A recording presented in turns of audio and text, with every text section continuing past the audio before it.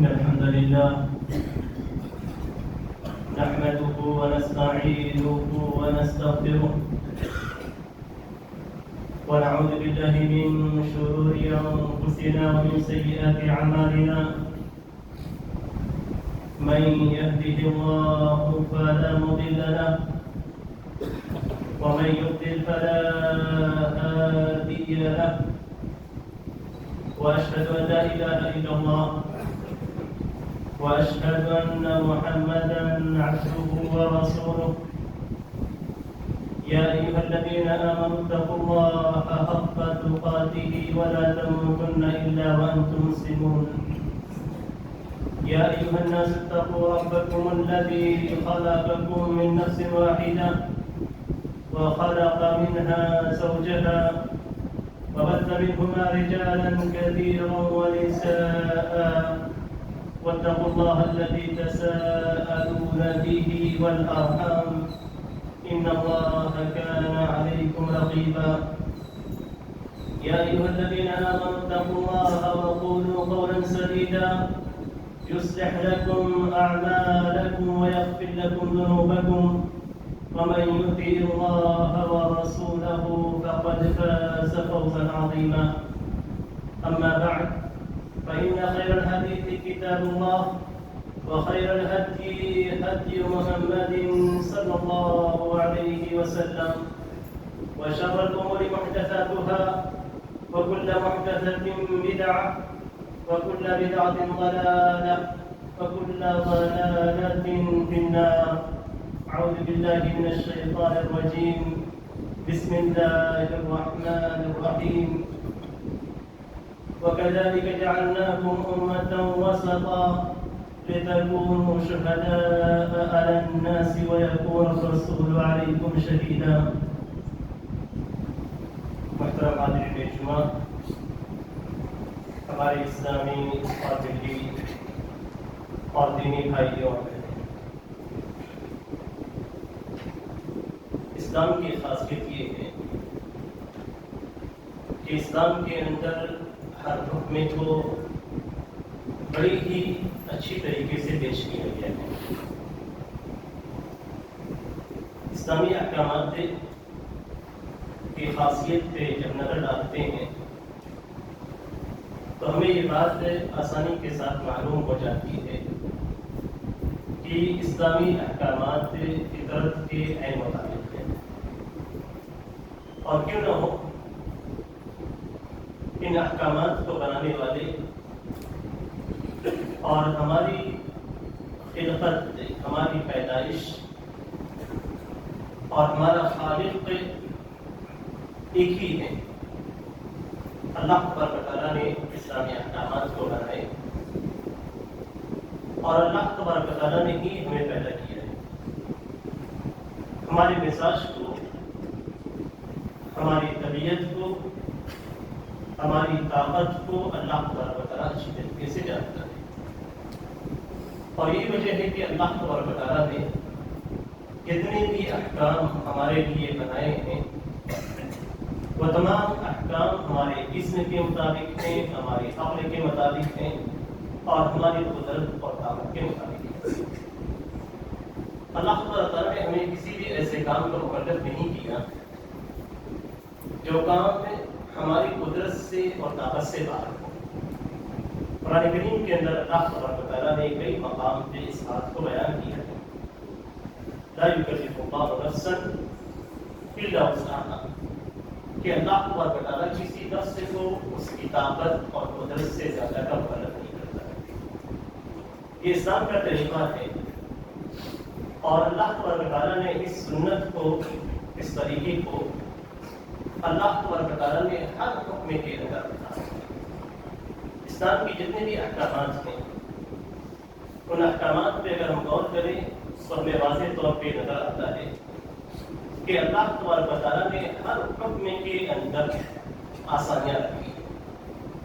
اسی لیے نبی اکرم صلی اللہ علیہ وسلم کا فرمان ہے کہ ان الدین یسر، کہ یہ دین بہت ہی آسان ہے.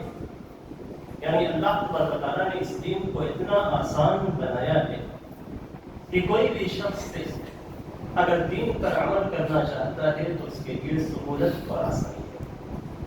اسی کو راہ اعتدال کہتے ہیں اور اسی کو صراط مستقیم سے تعبیر کیا گیا ہے.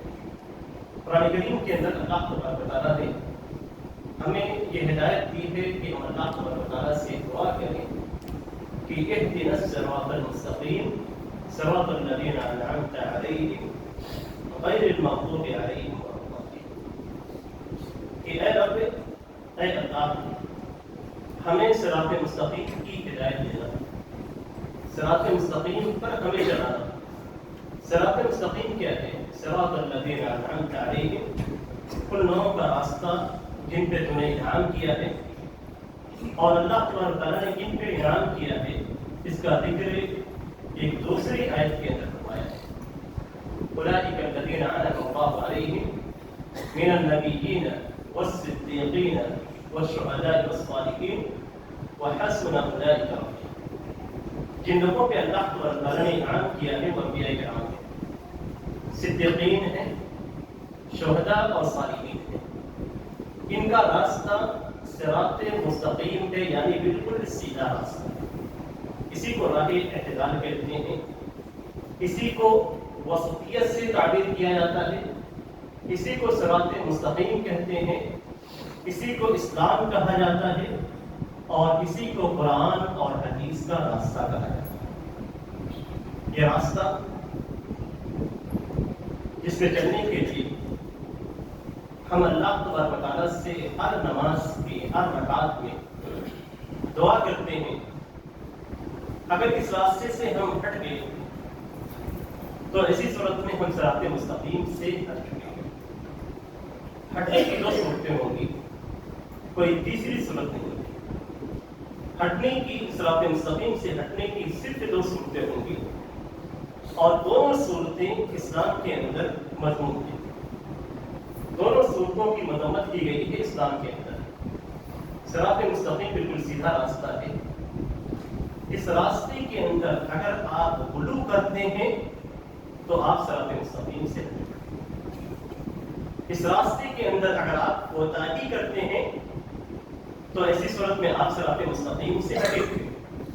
آپ شدت اختیار کریں گے تو آپ اسلام کے صراط مستقیم کے راہ اعتدال سے آپ ہٹ کر چلتے ہیں. آپ پہ جتنا حکم دیا گیا ہے اس حکم کی آپ پابندی نہیں کرتے، بلکہ آپ شریعت کے احکام کو چھوڑ رہے ہیں تو آپ افراط و تفریط کا شکار ہیں. ایک طرف آپ شدت کا شکار ہیں، دوسری طرف آپ تفریط اور تقسیم کے شکار ہیں. یہ دونوں راستے جو شدت کی صورت میں بھی ہے یا کوتاہی کی صورت میں ہے، دونوں راستہ ایسا ہے جس کی قرآن کریم کے اندر نبی اکرم صلی اللہ علیہ وسلم کی حدیث کے اندر مضمون بیان کی. قرآن کریم کی آیات کو اٹھائیں تو ہمیں نظر آتا ہے کہ بنی اسرائیل کے اندر شدت پائی جاتی تھی بعض احکام کے اندر. اللہ تبارک تعالیٰ نے کچھ چیزوں کو حرام نہیں قرار دیا تھا اور انہوں نے اپنے اوپر حرام کر دیا. کچھ پابندیاں ان کے اوپر عائد تھیں، کچھ شدت تھی ان کے اندر، کچھ معاملات کے اندر، اور اللہ تبارک تعالیٰ نے یہ ساری چیزیں مسلمانوں سے ختم کر دی. اگر کوتاہی کی طرف دیکھنا ہو تو ہر کوتاہی پہ اللہ تبارک تعالیٰ نے تنبیہ کی. جہاں بھی ہم کسی بھی عمل کے اندر کوتاہی کا شکار ہوتے ہیں، شریعت کے حکم کو نظر انداز کر دیتے ہیں، وہاں پہ اللہ تبارک تعالیٰ کی جانب سے ہمارے لیے وعید آتی ہے. بنی اسرائیل کا معاملہ چھوڑ دیجیے، اسلام کے اندر نبی اکرم صلی اللہ علیہ وسلم کی شریعت کے اندر جہاں پہ شدت اختیار کی گئی، نبی اکرم صلی اللہ علیہ وسلم نے فرما دیا کہ یہ میرا طریقہ ہے. نبی اکرم صلی اللہ علیہ وسلم کی بیویوں کے پاس، ازواج مطہرات کے پاس 3 افراد ہیں. انہوں نے نبی اکرم صلی اللہ علیہ وسلم کی بیوی سے آپ صلی اللہ علیہ وسلم کی عبادت کے تعلق سے سوال کیا. ازواج مطہرات نے نبی اکرم صلی اللہ علیہ وسلم کی عبادت کو بتایا کہ نبی اکرم صلی اللہ علیہ وسلم کی عبادت ہی کرتے ہیں. حدیث کے اندر ہے کہ انہوں نے جب یہ بات سنی تو انہوں نے کأنہم تقالوها، نبی اکرم صلی اللہ علیہ وسلم کی عبادت کو بہت تھوڑا سمجھا کہ نبی اکرم صلی اللہ علیہ وسلم تو بہت کم عبادت کرتے ہیں.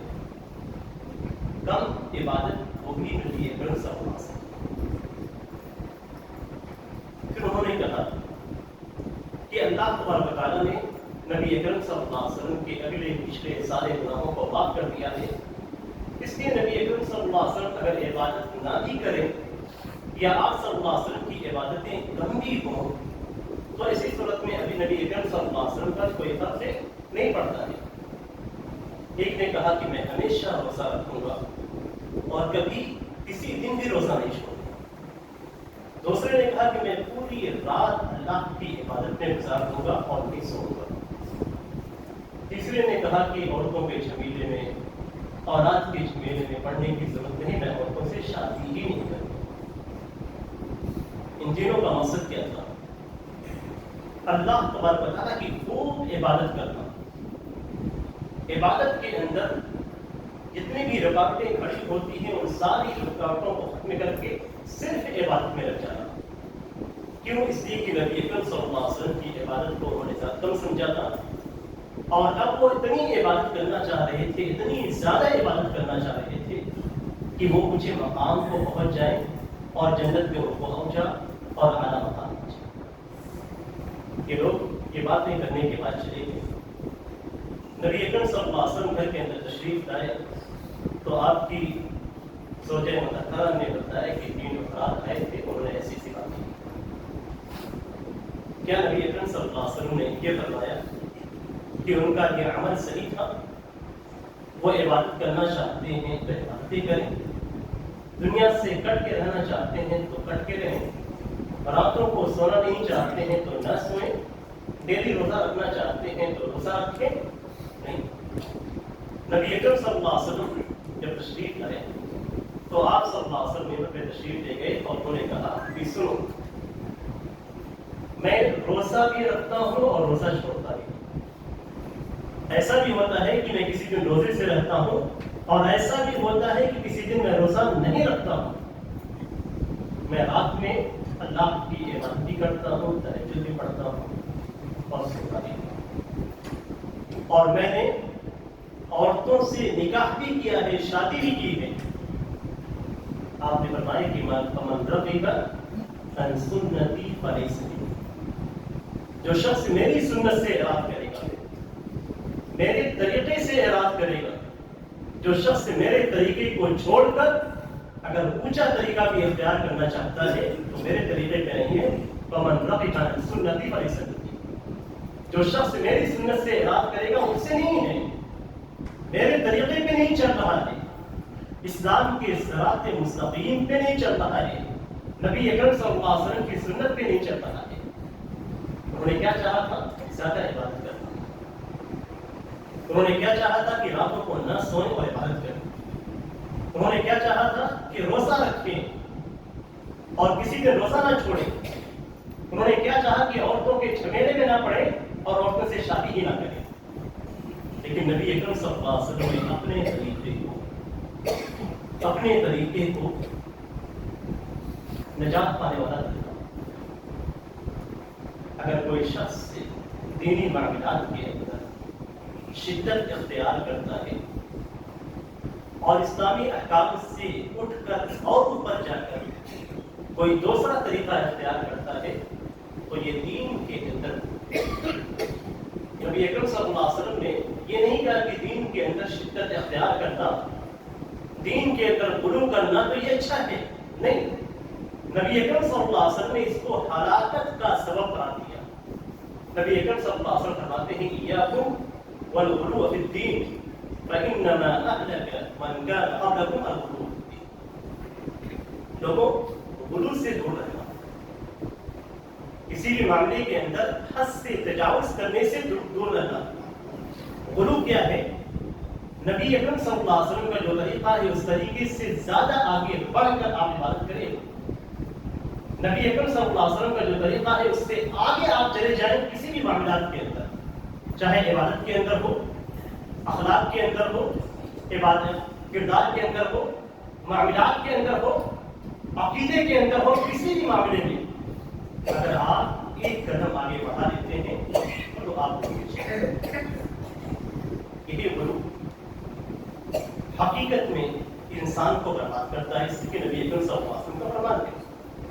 اور نبی اکرم صلی اللہ علیہ وسلم کا فرمان چھوٹا نہیں ہو سکتا۔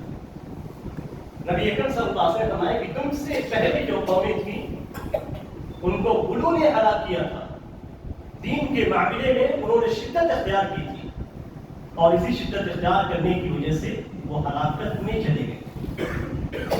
آپ آگے بڑھ کر عبادت کر رہے ہیں، نبی اکرم صلی اللہ علیہ وسلم کے قدم سے آپ قدم آگے بڑھا رہے ہیں، نبی اکرم صلی اللہ علیہ وسلم کی عبادات سے بڑھ کر آپ عبادت کر رہے ہیں، نبی اکرم صلی اللہ علیہ وسلم کے طریقے سے آگے بڑھ کر آپ پھر اسلام کی پابندی کرنا چاہتے ہیں تو آپ کر سکتے ہیں۔ اس لیے کہ ہمیں کس بات کا پابند کیا گیا ہے، وہ یہ کہ ہم صراط مستقیم پہ چلیں، نبی اکرم صلی اللہ علیہ وسلم کے طریقے پہ چلیں۔ وخیر الہدی ہدی محمد صلی اللہ علیہ وسلم، سب سے بہترین طریقہ نبی اکرم صلی اللہ علیہ وسلم کا طریقہ ہے۔ اس طریقے پہ آپ چل رہے ہیں تو آپ راہ اعتدال کے، اس طریقے سے آپ آگے بڑھ کے چل رہے ہیں تو وہاں پہ راہ اعتدال ہے۔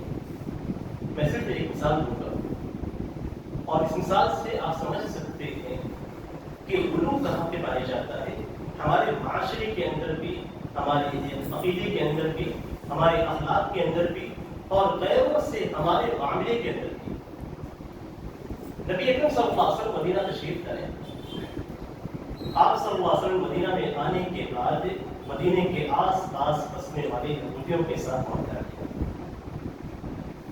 یہ معاہدہ نبی اکرم صلی اللہ علیہ وسلم کے مدینے میں آنے کے بعد، اسلامی حکومت کے قائم ہونے کے بعد، آپ نے آس پاس جتنے بھی یہودی قبیلے تھے سب کے ساتھ معاہدہ کیا۔ یہ معاہدہ برقرار تھا۔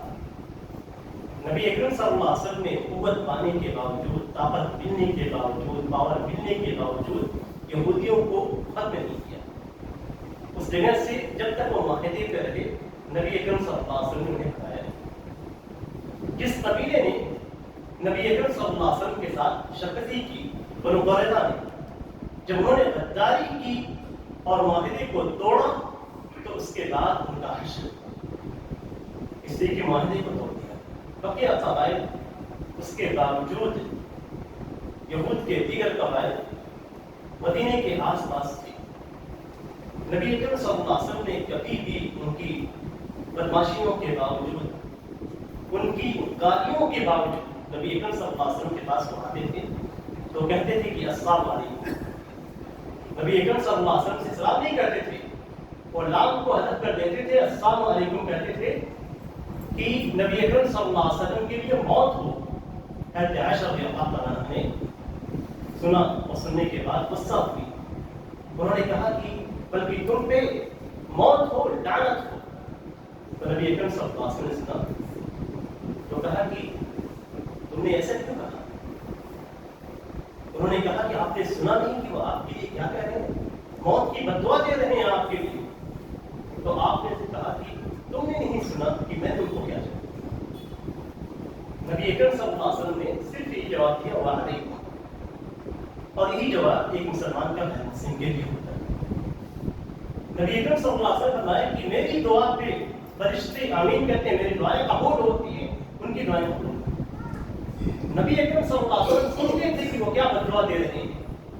نبی اکرم صلی اللہ علیہ وسلم کے پاس طاقت تھا، مشرکین کے ساتھ قتال کیا، خیبر میں یہود کے ساتھ قتال کیا، جنگیں لڑی، پورا پاور مسلمانوں کے پاس تھا، چاہتے تو منٹوں میں ان کا سفارہ کرتے تھے، لیکن نبی اکرم صلی اللہ علیہ وسلم نے معاہدے کی خلاف ورزی نہیں کی، کسی بھی قسم کا بائیکاٹ نہیں کیا گیا، ان کے تعلق سے کسی بھی قسم کی سختی نہیں برتی گئی، یہاں تک کہ نبی اکرم صلی اللہ علیہ وسلم کا جب انتقال ہوا تو اس وقت آپ صلی اللہ علیہ وسلم کی درع جو جنگ میں پہنتے تھے، وہ درع ایک یہودی کے پاس ایک گدے کے بدلے، آپ صلی اللہ علیہ وسلم نے گدا خریدا تھا، اناج کے بدلے رکھی تھی، دہر کے طور پہ رکھی تھی۔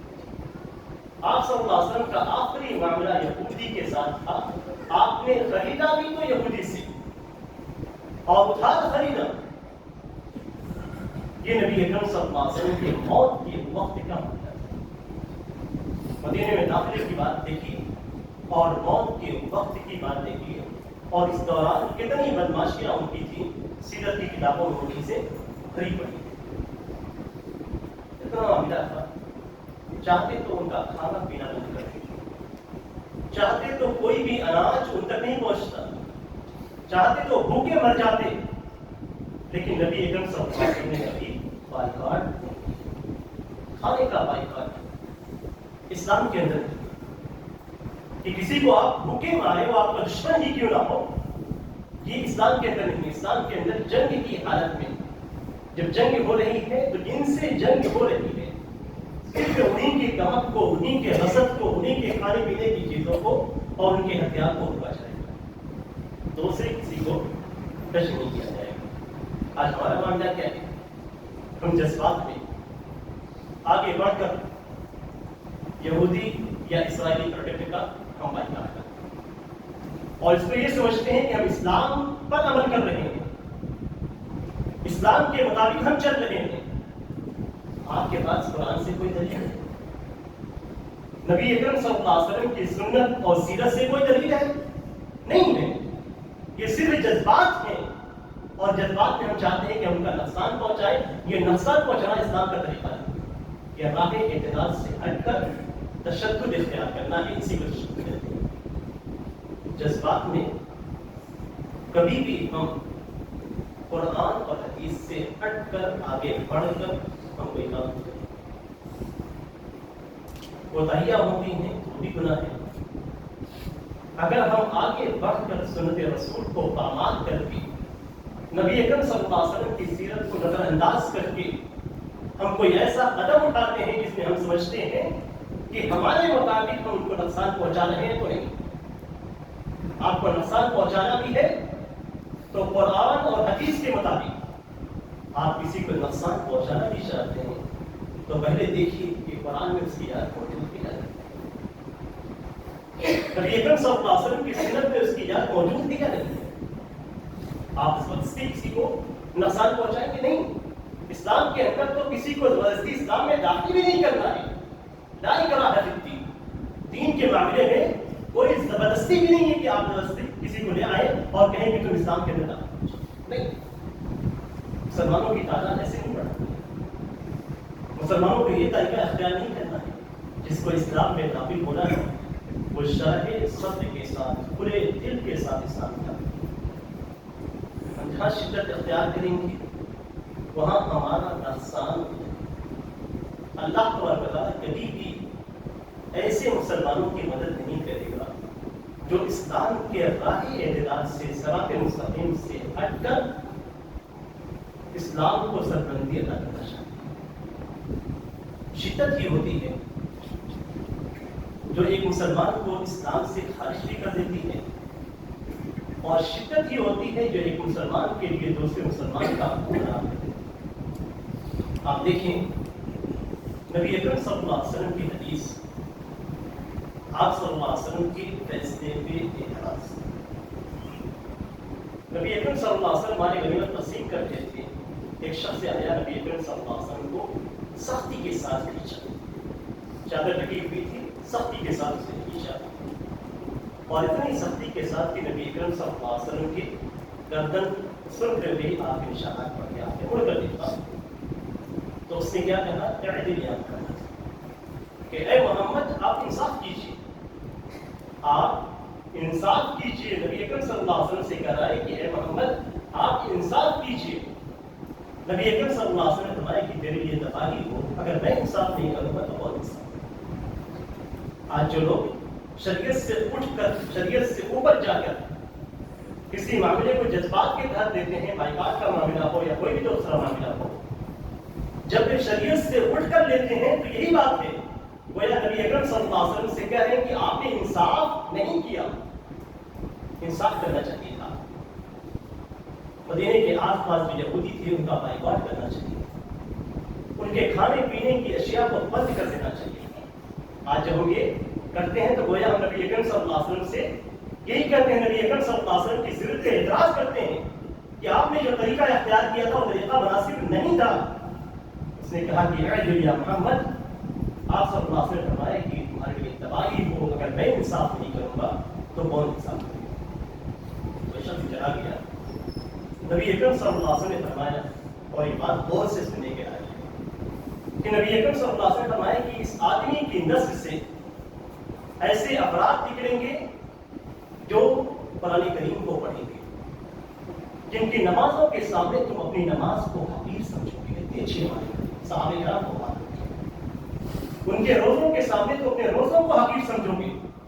وہ قرآن کریم کی تلاوت کریں گے، قرآن کریم کو پڑھیں گے، اور اس زمانے میں قرآن کریم کو پڑھنے والا، قرآن کریم کا علم رکھنے والا قرآن کریم کو پڑھیں گے، لیکن قرآن کریم ان کے حلق سے نیچے نہیں اترے گا، حلق سے نیچے نہیں اترے گا۔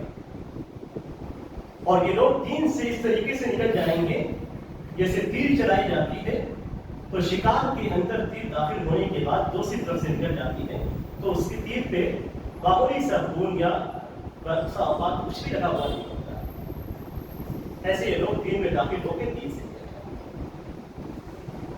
گے۔ یہی نسل بعد میں خوارج کی شکل میں پیدا ہوا۔ خوارج جو حضرت علی رضی اللہ تعالیٰ عنہ کے خلاف جنہوں نے پوچھے، جنہوں نے حضرت علی رضی اللہ تعالیٰ عنہ، حضرت معاویہ رضی اللہ تعالیٰ عنہ اور بہت سارے صحابہ کرام جو حضرت علی اور حضرت معاویہ رضی اللہ تعالیٰ عنہ کے ساتھ تھے، ان کو کافر ٹھہرایا۔ نمازیں پڑھتے تھے، اتنی اچھی نمازیں کہ صحابہ کرام کو اپنی نمازیں ان کے سامنے عقیدت تھی۔ روزے رکھتے تھے، اتنے روزے اتنے اچھی طریقے سے کہ صحابہ کرام اپنے روزوں کو ان کے سامنے حقیر سمجھتے تھے، قرآن کریم کی تلاوت کرتے تھے۔ ان کا معاملہ کیا تھا؟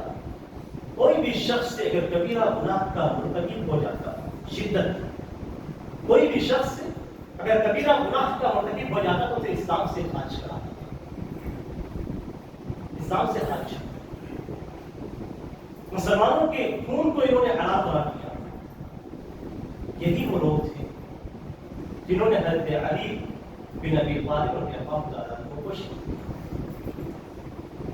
قرآن کو پڑھنے والے عبادت کرنے والے، یہی وہ لوگ تھے جنہوں نے حضرت معاویہ رضی اللہ تعالیٰ عنہ پہ حملہ کیا اور بچ گئے۔ انہوں نے صحابہ کرام کے قتل کی سازش کہاں پہ تیار کی؟ آپ سوچیں، مکہ مکرمہ کے اندر خانہ کعبہ کے سامنے بیٹھ کر انہوں نے معاہدہ کیا کہ ہم حضرت علی، حضرت معاویہ اور ایک اور صحابی، تین کو قتل کریں گے۔ مکہ مکرمہ خانہ کعبہ کے سامنے قتل کرنے کے لیے کون سی رات؟ رمضان مبارک کی رات اور 17ویں تاریخ، رمضان کے راتوں میں، رمضان کے دن شدت کہاں تک پہنچاتی ہے آپ تصور نہیں کر سکتے۔ اسلام کے اندر شدت نہیں ہے، اسلام کے اندر صراط مستقیم ہے۔ صراط مستقیم کا معنی یہ ہے کہ سیدھا راستہ، آپ جائیں گے تبھی گمراہ، آئیں گے۔ اسی لیے نبی اکرم صلی اللہ علیہ وسلم اجلاسے میں تھے تو آپ نے ایک لکیر کھینچی، اور لکیر کھینچنے کے بعد دونوں سائڈ پہ آپ نے چھوٹی چھوٹی لکیریں کھینچی۔ آپ نے فرمایا کہ ھذا صراط اللہ مستقیم، صراط اللہ مستقیم، یہ اللہ تبارک تعالیٰ کا سیدھا راستہ ہے، اور اس کے ارد گرد جو لکیریں ہیں یہ اور راستے ہیں، وہاں بھی السبل، یہ راستے ہیں، اور ہر راستے پہ ایک شیطان بیٹھا ہوا ہے جو اس راستے کی طرف بڑھاتا ہے۔ شدت میں آپ جا رہے ہیں تو آپ یہ نہ سمجھیں کہ شیطان آپ کے ساتھ ہے، شیطان آپ کے ساتھ ہے۔ شیطان کے دو راستے ہوتے ہیں، آپ کا مزاج جیسا ہو شیطان ویسا ہی آپ کو بھٹکاتا ہے۔ اگر آپ عبادتوں میں ہیں، اللہ تعالیٰ کی اطاعت میں ہیں، تو آپ کے اندر شدت پیدا کرتا ہے، آپ کو مزید عبادات میں اس طریقے سے لے جاتا ہے کہ آپ بدعات کا شکار ہو جاتے ہیں، آپ شدت کا شکار ہو جاتے ہیں۔ اس لیے کہ آپ سے گناہ کی طرف اگر وہ لے جائے گا تو آپ توبہ کریں گے، استغفار کریں گے، اور گناہوں سے اپنے آپ کو دور رکھیں گے۔ اس لیے کہ آپ دیکھیں، اگر آپ کے اندر برائی ہے کا جذبہ پایا جا رہا ہے، آپ فاسق ہیں، تو آپ کو گناہوں میں ملوث کرے گا، آپ کو صحیح عبادتوں سے روکے گا۔ دو طریقہ اس کے پاس، جو عبادت کرنے والے ہیں ان کو غلو میں، شدت میں ڈال کر ان کی عبادتوں کو برباد کرے گا، اور جو عبادتوں سے دور رہنے والے ہیں ان کو گناہوں میں ڈال کر عبادت سے مدد کرے گا۔ خوارج کا معاملہ کیا تھا؟ میں ایک شدت کی مثال دیتا ہوں۔ نبی اکرم صلی اللہ علیہ وسلم کی صحیح حدیث سے کہ اگر عورت حیض کی حالت میں ہو تو نہ ہی اس کے اوپر نماز ہے اور نہ ہی روزہ، اور فارغ ہونے کے بعد وہ اپنے نمازوں کی قضا نہیں کرے گی۔ حضرت عائشہ رضی اللہ تعالیٰ عنہ کے پاس ایک عورت آئی اور اس نے کہا کہ کیا بات ہے کہ ہم روزوں کی قضا کرتے ہیں لیکن ہم نمازوں کی قضا نہیں کرتے؟ تو انہوں نے کہا کہ حروریت انتی، کیا تم خوارجی میں سے ہو؟ یعنی اللہ کے حکم پر اعتراض کرنا، اور ان کا معاملہ یہ تھا کہ وہ نمازوں کی بھی قضا کرتی تھی، ان کی عورتیں نمازوں کی بھی قضا کرتی تھی، یہ شدت پائی جاتی تھی ان کے اندر۔ تو خلاصہ یہ ہے، کہنے کا مقصد یہ ہے کہ صراط مستقیم قرآن اور حدیث۔ اگر آپ کو کسی چیز کی دلیل قرآن سے ملتی ہے، اس کی مقدار متعین ہے، اس کی صورت اور کیفیت متعین ہے، تو آپ ویسے ہی کیجیے، اس سے آگے بڑھتے ہوئے۔ نبی اکرم صلی اللہ علیہ وسلم کی سنت میں کوئی عمل پایا جاتا ہے، اس کی صورت ہے، کیفیت ہے، شرط ہے، تعداد ہے، مقدار ہے، تو جو چیزیں جتنی ہیں آپ اتنا ہی کیجیے، اس سے زیادہ آپ کریں گے تو ایسی صورت میں آپ شدت اور بدعت کی طرف جائیں گے، اس سے کم آپ کریں گے تو آپ کوتاہی کا شکار رہیں گے۔ اگر فرائض ہیں تو اللہ تعالیٰ آپ سے اس کے بارے میں پوچھے گا، اور اگر نوافل ہیں تو آپ کے مقام اور درجات کے اندر کمی ہوتی ہے۔ اس لیے جو اللہ اور اس کے رسول کا راستہ ہے، قرآن اور حدیث کا راستہ ہے، اسی راستے پہ آپ چلیں، اسی کو اختیار کریں۔ وہ آپ کی نگاہ میں کم نظر آتا ہو تو نظر آئے، لیکن اس کے اندر بہت برکت ہے۔ قرآن کریم کے اندر اللہ تعالیٰ نے فرمایا کہ یرید اللہ بکم الیسر، اللہ تعالیٰ تمہارے لیے آسانی چاہتا ہے، یعنی جو احکام آپ کو دیے گئے ہیں وہ اس لیے کہ آپ کے لیے آسان ہو، آپ کر سکیں، اور کر کے اللہ تعالیٰ اسی چیز کو دیکھتا ہے کہ آپ اسلام بھی چل رہے ہیں یا اپنے طریقے پہ چل رہے ہیں۔ اگر آپ اسلام بھی چل رہے ہیں تو آپ کا عمل تھوڑا بھی ہو تو ایسی صورت میں آپ کے لیے نبی اکرم صلی اللہ علیہ وسلم کے پاس ایک دیہاتی آیا اور اس نے پوچھا کہ اے اللہ کے رسول، اللہ تعالیٰ نے میرے اوپر کتنی نمازیں فرض کی ہیں؟ آپ نے فرمایا کہ دن اور رات کے اندر 5 وقت کی نماز ہے۔ اس نے پوچھا کیا اس کے علاوہ مزید نمازیں فرض ہیں؟ تو نبی اکرم صلی اللہ علیہ وسلم فرمایا کہ نہیں، 5 وقت کی نمازیں ہیں، تم نفل پڑھنا چاہو تو پڑھ سکتے، نفل پڑھنا چاہو تو پڑھ سکتے۔ پھر نبی اکرم صلی اللہ علیہ وسلم سے اس نے روزے کے متعلق سوال کیا تو آپ نے فرمایا کہ رمضان کا روزہ فرض کیا گیا۔ اس نے پوچھا کہ اور بھی کچھ روزے فرض کیے گئے؟ آپ نے فرمایا ہاں، نفل روزے رکھنا چاہتے ہیں۔ اس طریقے سے اس نے سوال کیا۔ سوال کرنے کے بعد اس نے کہا کہ واللہ لا ازید ولا اذا، اللہ کی قسم نہ میں اس سے زیادہ کروں گا نہ اس سے کم، یقین رکھیں، نہ اس سے زیادہ کروں گا اور نہ ہی اس سے کم، فرائض کے اندر کوتاہی بھی نہیں کروں گا، اور جو باتیں نہیں ہیں اس کو فرض سمجھ کر یا شدت کے ساتھ اسے نہیں کروں، رٹ کر جاتا ہے۔ تو نبی اکرم صلی اللہ علیہ وسلم صحابہ کرام سے کہتے ہیں کہ اللہ کی قسم، یہ کہا اس نے کیا کہا کہ میں اس سے زیادہ اور کم دونوں نہیں کروں گا، نہ زیادہ کروں گا نہ کم۔ لوٹ کر جاتا ہے تو صحابہ کرام سے نبی اکرم صلی اللہ علیہ وسلم کہتے ہیں کہ اللہ کی قسم، یہ کہا۔ ایک روایت کے اندر ہے کہ اللہ کی قسم اگر یہ سچ کر بیٹھا اسی طریقے سے یہ عمل کرے گا تو یہ جنت ہے، یعنی اپنی بات پہ اگر وہ عمل کر گیا تو جنت میں داخل۔ تو جنت میں داخلے کے لیے شدت اختیار نہیں کرنی، اور جنت میں داخلے کے لیے کوتاہی بھی نہیں کرنی۔ جتنا شریعت کے اندر حکم دیا گیا ہے اتنا اجتہاد کریں، اس سے آگے نہ بڑھیں، اس سے پیچھے نہ بڑھیں، اور کسی بھی کام کو کرنے سے پہلے آپ معلوم کر لیں کہ یہ نبی اکرم صلی اللہ علیہ وسلم کی سنت، آپ کا طریقہ، آپ کا حق ہے یا نہیں ہے تو آپ چھوڑ دیں، ہے تو آپ کریں۔ اس لیے کہ اگر نبی اکرم صلی اللہ علیہ وسلم کا طریقہ نہیں ہے اور آپ نے کیا تو آپ نے نبی اکرم صلی اللہ علیہ وسلم کی مخالفت کی اور اس میں سخت کے بری ومن يشاقق الرسول من بعد ما تبين له الهدى ويتبع غير سبيل المؤمنين نوله ما تولى ونصله جهنم وساءت مصيرا۔ جو شخص سے ہدایت کے وعدے ہونے کے بعد رسول کی مخالفت کرتا ہے، یعنی رسول کے راستے سے ہٹ کر کٹ جاتا ہے اور مومنین کے راستے کے علاوہ دوسرا راستہ اختیار کرتا ہے تو ہم اسے جہنم میں ڈالتے ہیں، اور یہ بہت ہی برا ٹھکانہ ہے۔ تو شدت سے ہی بچنا ہے اور گمراہیوں سے بچ کر صرف اسلام کے مطابق میں چلنا ہے، یہی راہ اعتدال ہے، یہی اسلام ہے، اسی پہ چل کے ہمارے لیے نجات ہے۔ اور اگر ہم نے زیادہ یا کم کیا تو ہمارے لیے کوئی گارنٹی نہیں ہے، بلکہ ہمارے لیے عذاب کی دھمکی ہے۔